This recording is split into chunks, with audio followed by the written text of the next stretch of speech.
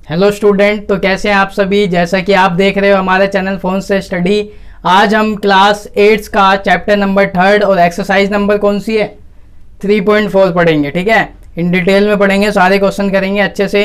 अगर अभी तक आप हमारे चैनल पर नए हो तो चैनल को फटाफट सब्सक्राइब कर दो, वीडियो को लाइक कर दो, है ना। देखने के बाद कर देना, कोई दिक्कत नहीं है। तो चलिए आते हैं, स्टार्ट करते हैं।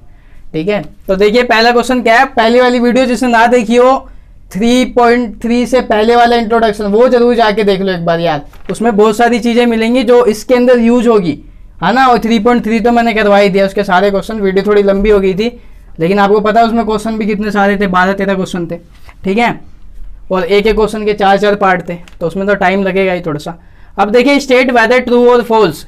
अब आपको बताना है कौन सही है और कौन सा गलत है। आपको स्टेटमेंट दी हुई है नीचे, ठीक है, ट्रू फॉल्स बताना है। तो पहला क्वेश्चन का ए पार्ट पे अगर अपन आए तो क्या कहता है, ऑल रेक्टेंगल्स आर स्क्वायर। क्या जितने भी रेक्टेंगल हैं वह स्क्वायर है। आपसे मैं ये बात पूछता हूं, अगर आपने इंट्रोडक्शन वाला वीडियो देखा होगा 3.3 से पहले वाला, काइंड्स ऑफ क्वाड्रिलेटरल, तो आप बहुत ही आसानी से बताओगे। अब देखो, क्या सारे रेक्टेंगल स्क्वायर है, हम देखते हैं इस चीज को। पहले सारे रेक्टेंगल बना लो, क्या यह स्क्वायर है, तो आप कैसे बताओगे।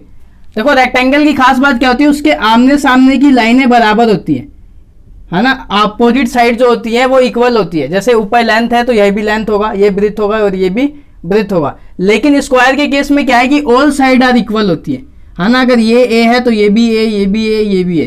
तो क्या हम कह सकते हैं जितने भी रेक्टेंगल है वह एक स्क्वायर होगा? नहीं होगा ना भाई, क्योंकि जो स्क्वायर की खास बात क्या है, सभी साइडें इक्वल होती है। लेकिन रेक्टेंगल की सभी साइडें इक्वल नहीं होती, लेंथ इक्वल होती है और ब्रेथ इक्वल होती है। तो इस वजह से स्टेटमेंट क्या हो जाएगा, फॉल्स हो जाएगा। क्या हो जाएगा, पहला फॉल्स हो जाएगा। यहां तक आई बात समझ में। बी पार्ट पे आते हैं, ऑल रोम्बस आर पैरेललोग्राम। क्या जितने भी रोम्बस है वह पैरेललोग्राम है, आपसे ये पूछा गया। अब देखो रोम्बस, तो रोम्बस कैसी शेप होती है, रोम्बस मान लो ऐसा होता है स्क्वायर की टाइप का, जिसकी सारी साइडें बराबर होती हैं। क्या वह एक पैरेललोग्राम है? तो सबसे पहले रोम्बस की प्रॉपर्टी देखो आप। रोम्बस की प्रॉपर्टी क्या होती है कि सभी साइडें बराबर होती हैं, है ना, और साइडें पैरेलल होती है। देखो ये और ये पैरेलल होगा। अगर ये ए बी सी डी एक रोम्बस है तो इसकी सभी साइडें बराबर होंगी। ए बी बराबर होगा बी सी, सी डी और ए डी बराबर होगा। साथ ही साथ इसकी जो अपोजिट साइडें हैं वो पैरेलल होगी। और पैरेललोग्राम में क्या होता है भाई, उसमें भी तो अपोजिट साइड आर पैरेलल होती है और इक्वल भी होती है कि नहीं होती? इक्वल नहीं होती, पैरेलल होती है। ठीक है, अपोजिट साइड क्या होती है, पैरेलल होती है। किसके अंदर? पैरेललोग्राम के अंदर। किसके अंदर? पैरेललोग्राम के अंदर। तो इस वजह से ये क्या हो जाएगा, ऑल रोम्बस आर पैरेललोग्राम। जी हाँ, ये बिल्कुल ट्रू हो जाएगा। जितने भी रोम्बस उठा के देख लो, है ना, जितने भी रोम्बस आप उठा के देखते हो सब एक अपने आप में पैरेललोग्राम है। रीजन क्या है कि भाई उनकी जो अपोजिट साइडें होती है वो पैरेलल होती हैं। ठीक है, तो ये क्या हो जाएगा, आपका ट्रू हो जाएगा। आते हैं सी पार्ट पे, all square are rhombus and also rectangle. क्या जितने भी स्क्वायर हैं उन्हें हम रोम्बस कह सकते हैं? अब मान लो ए बी सी डी क्या है, square. A B C D क्या है, एक स्क्वायर है। आवाजें आ रही है तो दी गया की, तो उस पर ध्यान ना दो आप। ठीक है, तो all square are rhombus and also rectangle. क्या जितने स्क्वायर हैं वो रोम्बस है? तो सबसे पहले हम स्क्वायर की प्रॉपर्टी देखेंगे और रोम्बस की प्रॉपर्टी देखेंगे। रोम्बस के लिए क्या चाहिए कि उसकी सारी साइडें बराबर होनी चाहिए। क्या स्क्वायर के अंदर ऐसा होता है? जी हाँ, स्क्वायर में भी सारी साइडें जो होती है वो क्या होती है, बराबर होती है। ए बी की लेंथ बराबर होगी। अगर ये 5 है तो ये भी 5, ये भी 5 और ये भी 5 होगा कि नहीं होगा, बताओ। स्क्वायर के अंदर, रोम्बस के अंदर भी सारी चीजें बराबर होती है। तो हम कह सकते हैं कि ऑल स्क्वायर अपने आप में क्या है, रोम्बस है। पहली चीज, क्या वह रेक्टेंगल है? जितने भी स्क्वायर है वो रेक्टेंगल है। तो देखते हैं कैसे। स्क्वायर की एक तरफ से देखा जाए तो सारी साइडें बराबर होती हैं और अपोजिट साइडें भी बराबर होती है। अपोजिट का मतलब क्या है, आमने सामने। देखो डी ए भी बराबर है किसके, सी डी के। और एक रेक्टेंगल में भी क्या होता है, अगर मैं रेक्टेंगल यहाँ बना दूं और यहाँ एल लिख दिया, यहाँ एल, ये ब्रेथ, ये ब्रेथ, इसका भी नाम देते हैं, यहाँ से देता हूँ ए बी सी डी। तो रेक्टेंगल के अंदर भी आप देखोगे ए बी बराबर है किसके, सी डी के। और स्क्वायर के अंदर भी देखोगे ए बी बराबर है किसके, सी डी के। यहां तक आई बात समझ में। कहने का मतलब है कि स्क्वायर के भी आमने सामने की लाइनें जो हैं, आमने सामने की साइड है वो बराबर होती हैं और एक रेक्टेंगल के अंदर भी बराबर होती है। तो इस वजह से ये स्टेटमेंट क्या हो जाएगी, थर्ड जो सी पार्ट है, all square are rhombus and also rectangle is true हो जाएगा। क्या हो जाएगा, ट्रू हो जाएगा। नोट डाउन कर लेना ये, ठीक है। अब देखो इसको मिटा देते हैं अपन। तो थर्ड जो है आपका क्या हो गया, ट्रू हो गया। अब आते हैं अपने फोर्थ पार्ट पे, all square are not parallelogram. क्या जितने भी स्क्वायर हैं वो पैरेललोग्राम नहीं है? तो ये स्टेटमेंट क्या है आप बताओ मुझे फटाफट कमेंट में, अभी करो कमेंट। देखो all square are not parallelogram, तो स्क्वायर कैसा होता है, ऐसा होगा। ये स्क्वायर है, थोड़ी लाइन स्ट्रेट नहीं बनी है, कोई फर्क नहीं पड़ता, आपको समझ में आना चाहिए, ठीक है। ये स्क्वायर है A B C D. A B C D क्या है कि स्क्वायर है। स्क्वायर क्या पैरेललोग्राम नहीं होता? होता है भाई स्क्वायर पैरेललोग्राम। स्क्वायर की भी क्या होती है, आमने सामने की लाइन जो होती है वो पैरेलल होती है। ए बी हमेशा पैरेलल होगा किसके, सी डी के। ए डी किसके पैरेलल होगा, बी सी के। ए डी भी पैरेलल होगा बी सी के, आपस में कभी नहीं मिलेगी ये दो लाइनें। और पैरेललोग्राम की भी तो यही प्रॉपर्टी होती है, अपोजिट जो साइड होती है वो क्या होती है, पैरेलल होती है, ठीक है। तो ये चीज आई यहां तक समझ में आपको।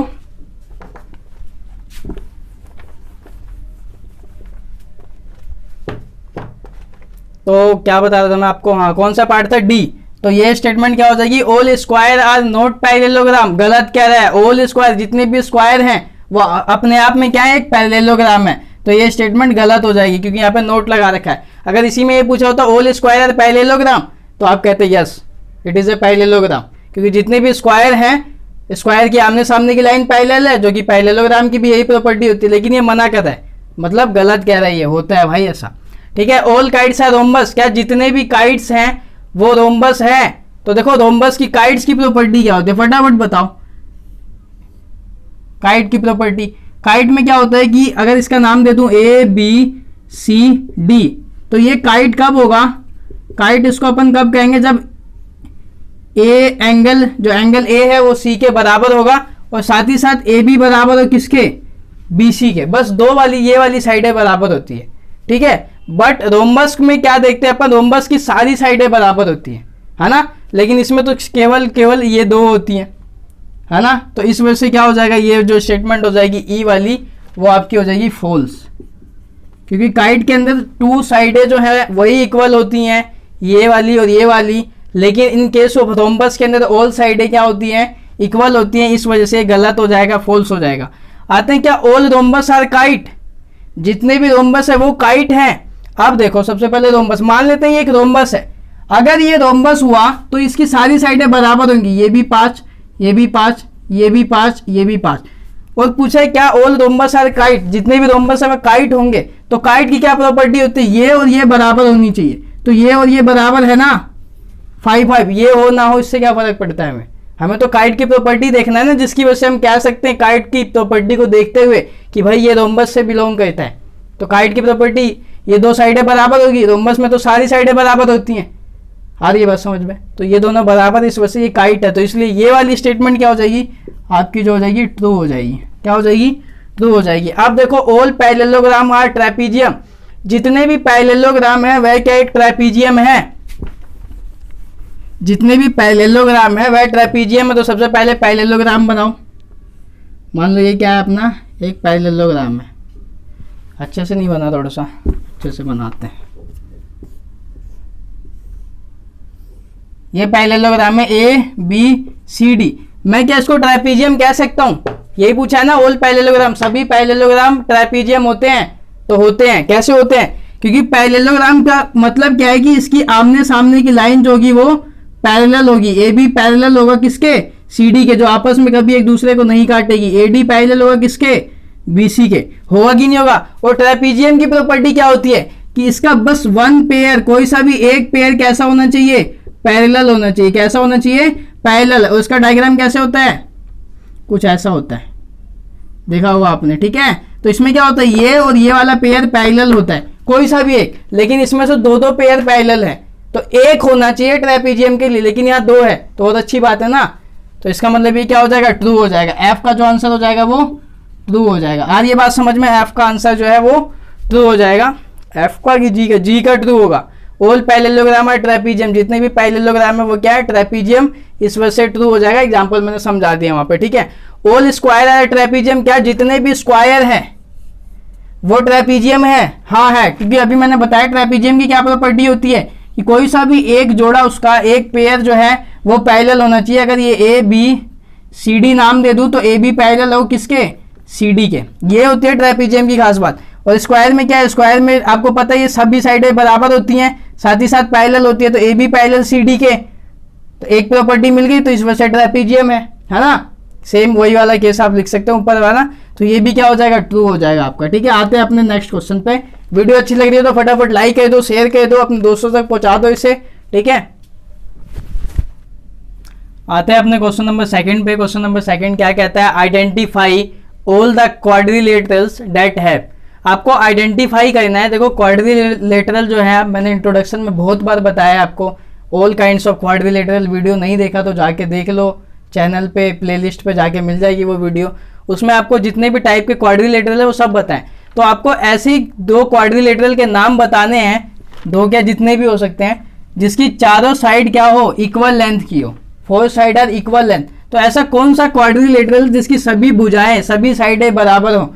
तो याद है आपको स्क्वायर, स्क्वायर में आपने क्या देखा है कि भाई ऑल साइड, अगर मान लो ये ए बी सी डी एक स्क्वायर है तो इसकी सारी साइडें क्या होती हैं, बराबर होती हैं। ए बी बराबर होगा बी सी के, सी डी के और ए डी के। यहाँ तक आई बात समझ में कि एक ऐसा क्वाड्रिलेटरल है जिसका नाम है क्या, स्क्वायर, जिसके वो चारों साइड होती हैं वो क्या होती हैं, बराबर होती है, फोर साइड्स आर इक्वल। एक और होती है, बताओ कौन सी होती है, रोम्बस। कौन सी होती है, रोम्बस में भी आपने देखा होगा जिसकी फोर साइड जितनी भी, अगर इसका नाम दे दूं मैं P Q R S, P Q R S, तो इसके अंदर भी क्या होता है, पी क्यू बराबर होता है किसके, क्यू आर के और आर एस के और किसके, एस पी के। कहने का मतलब अगर ये 4 है तो ये भी 4, ये भी 4, ये भी 4, अगर ये 5 है तो ये भी 5, ये भी 5, ये भी 5, सारी साइडें बराबर होती है, सब इक्वल लेंथ की होती है। ठीक है, तो इसका आंसर ये हो जाएगा। कौन कौन सा है, एक स्क्वायर और दूसरा क्या हो जाएगा, रोम्बस। ये पहले का हो जाएगा जिसकी ऑल जो भी साइडें होती है फोर साइड की इक्वल लेंथ होती है। ठीक है, अगला आता है फोर राइट एंगल। ऐसा कौन सा क्वाड्रिलेटरल है जिसके 4 राइट एंगल होते हैं, चारों के चारों राइट एंगल होते हैं, four right angle. Right angle का मतलब जिसमें सारे कोण कितने के हो, 90 डिग्री के। आ रही है बात समझ में। तो ऐसा कौन सा डायग्राम होता है, सबसे पहले स्क्वायर, पहले रेक्टेंगल बना लिया, स्क्वायर, चलो स्क्वायर बना लेते पहले। स्क्वायर होगा, नाम तो मैंने बता ही दिया हालांकि आपको पहले। मान लो ये क्या है कि स्क्वायर है, तो स्क्वायर में आपने देखा होगा ए बी सी डी एक क्या है, स्क्वायर है। तो स्क्वायर में क्या होता है, यहाँ पे भी 90 डिग्री का कोण होता है, यहाँ पे भी 90 डिग्री का एंगल होता है, यहाँ पे भी 90 डिग्री का एंगल होता है। सारे के सारे फोर जितने भी हैं वो क्या होते हैं, चारों एंगल जो होते हैं राइट एंगल होते हैं। और 90 डिग्री को अपन किस नाम से बुलाते हैं, राइट एंगल से। आ रही बात समझ में। एक और डायग्राम आता है जिसका नाम है रेक्टेंगल। आप सभी अच्छे से जानते होंगे, अगर इंट्रोडक्शन वाला वीडियो देखा हो उसमें सारी प्रॉपर्टी पढ़ी है अपन ने, है ना। P Q R S, rectangle के अंदर भी क्या होते हैं, जितने भी एंगल होते हैं वो सारे 90 डिग्री के होते हैं। तो इसका आंसर क्या आ जाएगा, एक आ जाएगा स्क्वायर और दूसरा आ जाएगा आपका रेक्टेंगल। ठीक है, आते हैं अपने अगले क्वेश्चन पे। देखो क्वेश्चन नंबर 3 पे आते हैं। Explain how a square is. कैसे हम कह सकते हैं कि एक स्क्वायर क्वाड्रिलेटरल है, पहला पार्ट, या वह पैरेललोग्राम है सेकंड पार्ट, थर्ड पार्ट उसे रोम्बस कह सकते हैं, या फिर अब रेक्टेंगल कह सकते हैं। ठीक है, तो एक एक, अब देखो किसी भी चीज़ को कहना, अगर मैं मान लो एक टोपी की बात करूं जिसका नाम है कोन। कोन सुना है आपने, जोकर वाली, जो बर्थडे वगैरह में केक काटते हैं ऐसी टोपी आती है ना। तो मैं कैसे कह सकता हूं कि ये एक कोन है, इसके अंदर मेरे को पता है एक सर्कुलर पोर्शन होना चाहिए, है ना, जिसकी लेंथ होनी चाहिए, रेडियस होना चाहिए। अगर मैंने पूछा सर्कल कैसा होता है तो आपने बताया सर्कल ऐसा होता है जिसकी एक रेडियस होती है आर, त्रिज्या होती है। तो हम इनकी प्रॉपर्टी को देख के बता सकते हैं कि ये एक सर्कल है ना, यह एक गोला है। तो सेम थिंग यहाँ पे भी आप कैसे कहोगे कि स्क्वायर को, कि वह एक क्वाड्रिलेटरल है। तो स्क्वायर का पहले डायग्राम बना लो कैसा होता है। एक स्क्वायर ऐसा होता है, ए बी सी डी, है ना। इसको आप कैसे कहोगे कि क्वाड्रिलेटरल। क्वाड्रिलेटरल का प्रॉपर्टी क्या होती है, देखो किसी भी चीज को बताने के लिए हमें उसकी प्रॉपर्टी बतानी जरूरी होती है, तभी हम कह सकते हैं कि वह चीज क्या है। ठीक है, तो अगर ए बी स्क्वायर, ये स्क्वायर है, तो स्क्वायर को हम कैसे कह सकते हैं कि ये क्वाड्रिलेटरल है। क्वाड्रिलेटरल की प्रॉपर्टी क्या होती है, ये 4 लाइन सेगमेंट से मिलके होना चाहिए, 4 लाइन सेगमेंट से मिलके बना होना चाहिए। साथ ही साथ क्या होना चाहिए, क्लोज फिगर होनी चाहिए। कैसी फिगर होनी चाहिए, क्लोज फिगर, है ना। क्या स्क्वायर 4 लाइन सेगमेंट से मिलके बना है, 4 लाइनों से बना है? जी हाँ बना है। कौन कौन सी? A B, B C, C D और ए डी, ये 4 लाइन सेगमेंट हो गए। साथ ही साथ एक बंद आकृति है, क्लोज फिगर है, इस वजह से क्या है, ये क्वाड्रिलेटरल है। आई बात समझ में? तो आपको ये 2 पॉइंट लिखने हैं, पहली 4 लाइन सेगमेंट से मिलके बनी है, दूसरी एक क्लोज फिगर है। दूसरा आता है एक पैरेललोग्राम। क्या एक स्क्वायर को हम कैसे कहेंगे कि एक पैरेललोग्राम है? बी वाले पार्ट पे अपन आते हैं, सेकंड वाले पार्ट पे। तो इसको हम जब कहेंगे, क्योंकि पैरेललोग्राम की खास बात क्या होती है कि ए बी पैरेलल हो किसके? सी डी के, है ना। या फिर आप ऐसे लिख सकते हो opposite side are parallel, are parallel, ठीक है। तो उसे हम क्या कहेंगे?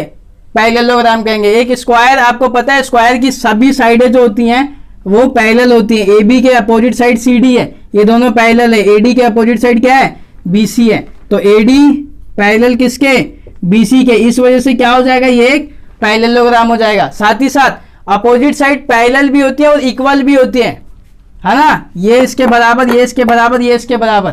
पहली प्रॉपर्टी ये सारी, अगर आपने वो वाली वीडियो देख रखी है ना तो आपको खुद से लिख दोगे, मेरे को बताने की जरूरत तो है ही नहीं, है ना। यहाँ लिखो opposite side are equal, opposite side are equal. Square की अपोजिट साइड इक्वल होती है। साथ ही साथ opposite angles are also equal, opposite angle of square is also equal, ठीक है। आ रही बात समझ में? ये 90 डिग्री है तो ये भी 90 डिग्री होगा, ये 90 डिग्री है तो ये भी 90 डिग्री होगा। इस वजह से स्क्वायर को हम क्या कह सकते हैं? पैरेललोग्राम। आ रही बात समझ में? तो ये जो पॉइंट है ये आपको लिखने आता है। अपना थर्ड आ रोम्बस।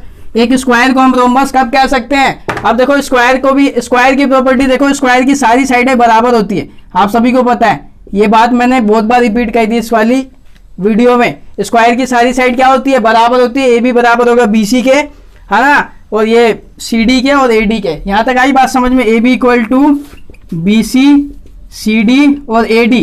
रोम्बस के अंदर भी क्या होता है? रोम्बस के लिए भी उसकी सारी साइडें क्या होनी चाहिए? बराबर होनी चाहिए। इस वजह से एक स्क्वायर क्या है?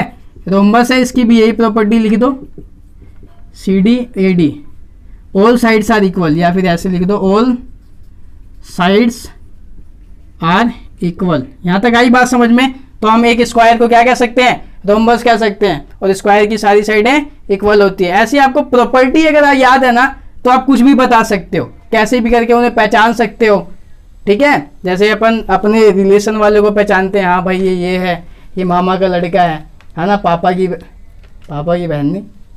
चलो रिलेशन के बारे में उतना पता नहीं, आगे आते हैं, ठीक है। अगला आता है रेक्टेंगल।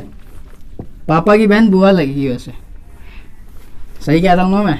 बताते रहो यार। हाँ देखो है रेक्टेंगल। रेक्टेंगल, एक स्क्वायर को हम रेक्टेंगल कब कह सकते हैं? कब कह सकते हैं? सोचो, ये स्क्वायर है अगर ए बी सी डी, तो इसको मैं रेक्टेंगल कब कहूंगा? जब इसकी अपोजिट साइडें बराबर हो और स्क्वायर में सभी की जो भी है, ये देखो ये भी ए है, ये भी ए है, ये भी ए है ना। रेक्टेंगल की खास बात क्या होती है कि इसमें भी जो है साइडें हैं आपकी वो अपोजिट वाली इक्वल होती है। कहने का मतलब है कि ए बी बराबर होता है किसके? सी डी के, जिसको हम लेंथ कहते हैं ना। तो ए बी बराबर होता है सी डी के एंड ए डी बराबर होता है बी सी के। ये किसके अंदर होता है? रेक्टेंगल के अंदर होता है। क्या स्क्वायर के अंदर ऐसा कहीं हमें देखने को मिल रहा है? बिल्कुल मिल रहा है। ए बी आपको पता है किसके बराबर है? सी डी के, है ना। इसकी जैसी सेम प्रॉपर्टी मिल रही है, ए इज इक्वल टू ए। ऐसी ए डी बराबर है किसके? बी सी के। आ रही है बात समझ में? तो इस वजह से हम कह सकते हैं इसकी स्क्वायर की अपोजिट साइड साथ इक्वल है। स्क्वायर की क्या लिख दो? Opposite sides are equal in square, so we call it is a rectangle, ठीक है। आ रही बात समझ में? तो इस वजह से हम क्या कहते हैं? स्क्वायर की सारी साइडें, अपोजिट साइडें बराबर। पहली बात तो सारी साइडें बराबर है, कहने का मतलब अपोजिट भी बराबर होंगी। इस वजह से रेक्टेंगल की ये वाली प्रॉपर्टी मिलती है, अपोजिट साइड आर इक्वल, सो इसको हम क्या कह सकते हैं? रेक्टेंगल। आते हैं अपने अगले क्वेश्चन पे। आते हैं अपने क्वेश्चन नंबर 4 पे। वीडियो अच्छी लग रही है तो लाइक करते रहो यार, गर्मी बहुत है, वैसे भी आप सभी को पता है गर्मी का दिन चल रहा है ना। पंखा चला नहीं सकते क्योंकि आवाज़ आएगी। तो सुन रहे हो ना मेरी बातों को, समझ रहे हो? तो हाँ शेयर कर दो, वो सब्सक्राइब कर दो चैनल को है। हाँ ठीक है। क्वेश्चन नंबर 4 क्या है? Name the quadrilateral was diagonal. अब देखो आपको क्वाड्रिलेटरल का नाम बताना है जिसके डायगोनल के प्रॉपर्टी के हिसाब से, ठीक है, दिखाया ना, जिसका डायगोनल बाइसेक्ट ईच अदर। पहला पार्ट है वैसा कौन सा क्वाड्रिलेटरल है जिसके डायगोनल एक दूसरे को इक्वल, देखो बाइसेक्ट ईच अदर का मतलब क्या है, पहला पार्ट सॉल्व करवा रहा हूं, ठीक है। अगर ये A B C D bisect each other का मतलब है कि ये दोनों डायगोनल, देखो किसे कहेंगे, ए सी को एंड बी डी, ये दोनों क्या है, एक डायगोनल है, ए सी एक डायगोनल है और एक बी डी डायगोनल है। आ रही बात समझ में।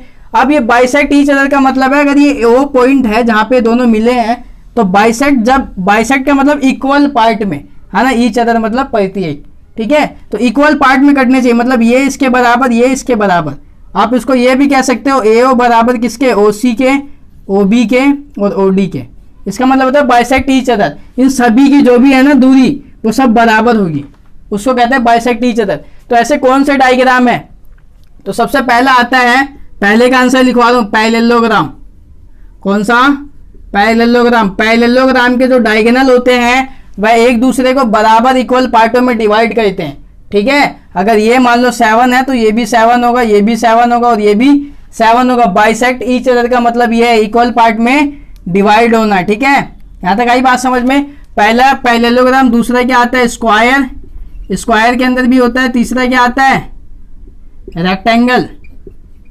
रेक्टेंगल के भी जो डायगोनल है वो आपस में बराबर इक्वल पार्टों में डिवाइड करते हैं। चौथा आता है आपका रोम्बस। क्या आता है, रोम्बस। रोम्बस की स्पेलिंग गलत हो गई, रोम्बस, ठीक है, RHOMBUS। तो ये आता है रोम्बस। ये था पहले का आंसर जिसके डायगोनल एक दूसरे को इक्वल पार्ट में डिवाइड करते हैं। देखो क्वेश्चन आप बड़े आसानी से समझ सॉल्व कर सकते हो अगर आपको क्वेश्चन समझ में आ जाए और तो उसकी कुछ जो टर्म है वो आपको पता चल जाए, ठीक है। क्वेश्चन हालांकि कुछ होता नहीं है, बहुत ही सिंपल होता है, ये आप बेहतर जानते हैं। करते रहो प्रैक्टिस, वीडियो देखते रहो, डेली एक वीडियो देखो, उसके सारे क्वेश्चन करो, टारगेट बना के चलो लाइफ में, तभी कुछ हो सकता है, ठीक है। अब सेकंड पार्ट पे आते हैं। देखो आर परपेंडिकुलर, ऐसा कौन सा डायग्राम है, कौन सा क्वाड्रिलेटरल है जिसके डायगोनल जो होते हैं वो परपेंडिकुलर होते हैं एक दूसरे के, है ना। तो कौन सा होता है, सबसे पहला आता है स्क्वायर। अगर यदि आप स्क्वायर को देखो तो स्क्वायर के जो डायगोनल होते हैं ना ये ऐसे कट करते हैं। यहाँ तो बाइसेक्ट ईच अदर था, इक्वल पार्ट में तो काटते ही काटते हैं, साथ ही साथ ये यहाँ से जो एंगल बनता है ना वो 90 डिग्री का बनता है। ये भी 90 का, ये भी 90 का, ये भी 90 का और ये भी 90 का, है ना। Are perpendicular bisected to each other. आ रही बात समझ में। सारे एंगल हैं वो कितने कितने डिग्री पे कटेंगे, 90 डिग्री पे। तो इसका फिगर का नाम क्या हो जाएगा, स्क्वायर। तो ये सेकंड का आंसर सॉल्व करवा रहा हूं मैं। Are perpendicular bisect to each other, है ना। तो पहला है स्क्वायर, दूसरा आता है आपका रोम्बस। रोम्बस में भी सारी भुजाएं बराबर होती हैं और जो उसके डायगोनल होते हैं वो बाइसेक्ट कहते हैं दोनों को, बाइसेक्ट द डायगोनल 90 डिग्री, है ना। इसके भी जो डायगोनल होते हैं perpendicular bisected to each other. कहने का मतलब है कि यहाँ पे भी 90, यहाँ पे भी 90, यहाँ पे भी 90, यहाँ पे भी 90। ये जो भी डायगोनल है ना, डायगोनल कौन कौन से, ए बी सी डी। तो ए सी डायगोनल है और बी डी डायगोनल है। इसके अंदर भी इसका नाम दे दूं पी क्यू आर एस, ठीक है। तो इसके में पी क्यू एक डायगोनल है और एस क्यू डायगोनल है, पी आर एक डायगोनल है और एक एस क्यू डायगोनल है, ठीक है। ये ऐसे काटते हैं आपस में कि इनका जो ये वाला एंगल होता है वो 90 डिग्री का बनता है। परपेंडिकुलर का मतलब 90 डिग्री, ठीक है। बाइसेक्टर ईच अदर मतलब इक्वल पार्ट में 90 डिग्री के। तो एक स्क्वायर हो गया, दूसरा क्या हो गया, रोम्बस। ये आपका नेम हो जाएगा, हालांकि आपको नाम बताना है, मैंने डायग्राम से समझा दिया, ठीक है। थर्ड आता है आर इक्वल। ऐसी कौन सा डायग्राम होता है जिसके डायगोनल जो होते हैं वो आपको इक्वल देखने को मिलते हैं। क्या होते हैं, इक्वल होते हैं। तो कौन सा होता है, एक होता है स्क्वायर। स्क्वायर के डायगोनल आपस में क्या होते हैं, बराबर भी होते हैं, ए बी सी डी। पहला आंसर है स्क्वायर, दूसरा क्या है, रेक्टेंगल। दूसरा क्या है, रेक्टेंगल, ठीक है। तो स्क्वायर के भी डायगोनल जो होते हैं वो स्क्वायर के अंदर भी डायगोनल इक्वल होते हैं। इसमें डायगोनल क्या है, मतलब ए सी बराबर होगा किसके, बी डी के, आर इक्वल।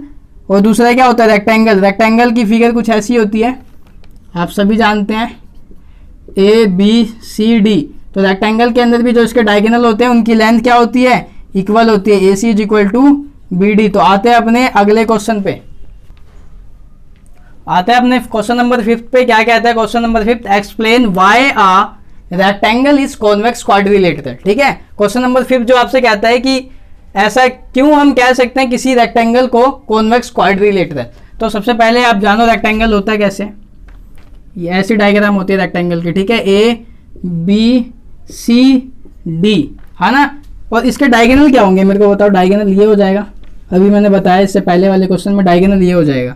ठीक है, ये ओ है, तो डायगोनल क्या हो जाएगा बताओ। डायगोनल हो जाएगा ए सी एंड बी डी। ये क्या है, ए सी और बी डी एक डायगोनल है, और इसके डायगोनल इस डायग्राम के ए बी सी डी के अंदर पाए जाते हैं। कहाँ पाए जाते हैं, इन अंदर पाए जाते हैं, इनवर्ड पाए जाते हैं। इस वजह से हम क्या कहते हैं इसको, कॉन्वेक्स क्वाड्रिलेटरल। देखो कॉन्वेक्स क्वाड्रिलेटरल क्या होता है, एक ऐसा डायग्राम जिसके जो डायगोनल है वो कहाँ पाए जाए, अंदर पाए जाए। ठीक है, तो इसको हम क्या कहेंगे, कॉन्वेक्स क्वाड्रिलेटरल। यहां तक आई बात समझ में। तो आते हैं अपने अगले क्वेश्चन पे। देखो क्वेश्चन नंबर 6 पे आते हैं अपन। ये लास्ट क्वेश्चन है एक्सरसाइज 3.4 का, और चैप्टर का भी बिल्कुल कहते हैं ना अंतिम क्वेश्चन है। ठीक है, उसके बाद ये लेसन कंप्लीट हो जाएगा। अच्छे से जाके एक बार सारे क्वेश्चन रिवाइज कर लेना। जोन से भी वीडियो में दिक्कत आ रही है, जोन से टॉपिक में दिक्कत आ रही है, वो जाके वीडियो में देख लेना पहले। ठीक है, सारी वीडियो है, सारे क्वेश्चन। देखो A B C D is a right angle triangle. कहने का मतलब क्या है, अगर इसको मैं मिटा दूं इधर वाले पोर्शन को, तो ए बी सी डी एक राइट एंगल ट्राइंगल है, मतलब ये 90 डिग्री का एंगल है। हाँ, ये बात समझ में। एक एंगल 90 डिग्री का होता है तो उसे हम क्या कहते हैं, राइट एंगल ट्राइंगल। ठीक है, O is the mid point. O क्या है, एक मिड पॉइंट है। मिड पॉइंट का मतलब अगर ओ एक मिड पॉइंट है, मध्य बिंदु है, तो इसकी और इसकी लेंथ क्या होगी, बराबर होगी। ऐसा क्वेश्चन में कह रखा है। ठीक है, कहीं भी लिखा हो कि O is a mid point, तो इसका मतलब ये ओ ए ओ बराबर है किसके, ओ सी के। ठीक है, यहां तक आई बात समझ में। अब आपको बताना क्या है, of the side of opposite to the right angle triangle explain why O is, ये जो ओ है is equidistance from A B C. आपको ये बताना है ये क्यों इक्वी डिस्टेंस है। क्या ये इक्वी डिस्टेंस है ए से बी से बी और सी से बी, आपको ये बताना है। इक्वी डिस्टेंस का मतलब क्या है कि मान लो एक यहाँ पे पॉइंट है ना, उस पॉइंट को एक मैंने ऐसे कर दिया, ऐसे कर दिया, ऐसे कर दिया, ऐसे कर दिया, इसका नाम दे दिया मैंने ए बी सी डी ओ, है ना। मैंने पूछा क्या O is equidistance, equidistance कहाँ से, ए से बी से सी से और डी से। कहने का मतलब इक्वी डिस्टेंस का मतलब ये है कि ओ से लेके यहां तक की जो डी की दूरी होगी ये भी 5 होनी चाहिए, ओ से लेके ए तक की भी दूरी 5 होनी चाहिए, ओ से लेके बी तक की भी दूरी 5 और ओ से लेके सी तक की भी दूरी 5। उस पॉइंट को कहते हैं हम इक्वी डिस्टेंस, जहां से सभी पॉइंटों की लेंथ क्या हो, बराबर हो। आई बात समझ में यहाँ तक। तो सेम थिंग आपको ये इसके अंदर एक्सप्लेन करना है कि O is equidistance from A से, मतलब ए से ओ की दूरी बराबर है, साथ में बी से ओ की दूरी बराबर है और सी से ओ की दूरी बराबर है। ये आपको सिद्ध करना है। तो ये आप कैसे कर सकते हो, इसके लिए देखो क्वेश्चन के अंदर ही हिंट दिया हुआ है, the dotted lines are draw additionally to help you. अब इन्होंने क्या करा, एक डॉटेड लाइन से ना एक और डायग्राम बना दिया जिसका नाम दे दिया एडीसी। इससे क्या हुआ है कि इस जो फिगर है, इस फिगर का जो शेप बन गया वो कैसा बन गया है, रेक्टेंगल की शेप में बन गया है। कैसा बन गया है, रेक्टेंगल की शेप में। और एक बात बताओ, रेक्टेंगल अगर ये बन गया है तो रेक्टेंगल, अभी मैंने बताया रेक्टेंगल के जो डायगोनल्स होते हैं, कौन होते हैं, डायगोनल्स, वो बाइसेक्ट कहते हैं, बाइसेक्ट ईच अदर, है ना। जो डायगोनल जो होते हैं, रेक्टेंगल के डायगोनल होते हैं, वो बाइसेक्ट कहते हैं ईच अदर पार्ट में। ठीक है, तो कहने का मतलब क्या है कि जो अभी बताया मैंने, जो रेक्टेंगल इसके डायगोनल एक दूसरे को इक्वल पार्ट में काटेंगे तो क्या हो जाएगा, ये ए ओ बराबर हो जाएगा किसके, ओ सी के, ये इसके बराबर हो जाएगा, ये इसके बराबर हो जाएगा, एंड बी ओ बराबर हो जाएगा किसके, ओ डी के। अगर इसको आप देखो तो आपको मिल गया ना, ये वाली ए ओ बराबर किसके, ओ सी के एंड बी ओ के। तो आप इन तीनों को देखते हुए क्या कह सकते हो, O is the equidistance, O is the equidistant from कहाँ से, A, B एंड C। ये हो गया आपका सॉल्यूशन। ठीक है, तो ये वीडियो यहीं पे खत्म करते हैं। देखो ये लास्ट क्वेश्चन था जो कि बिल्कुल कंप्लीट हो गया है। वीडियो अच्छी लगी हो तो फटाफट लाइक कर दो, वीडियो को शेयर कर दो अपने दोस्तों तक, अपने भाइयों तक, जहां तक आप इस वीडियो को शेयर कर सकते हो करो वीडियो को फटाफट। ठीक है, और वीडियो अच्छी लगी हो तो वही बात है, लाइक शेयर सब्सक्राइब कर दो। और आगे अपन पढ़ेंगे जो क्या कहते हैं थर्ड लेसन है, अगला लेसन आप बता देना, जो सा फौज पढ़ना हो तो फौज पढ़ेंगे, नहीं तो अपन अगले वाला कोई दूसरा लेसन पढ़ेंगे, ठीक है। तो मिलते हैं अपने नेक्स्ट वीडियो में, जब तक के लिए बने रहिए, पढ़ते रहिए अच्छे से।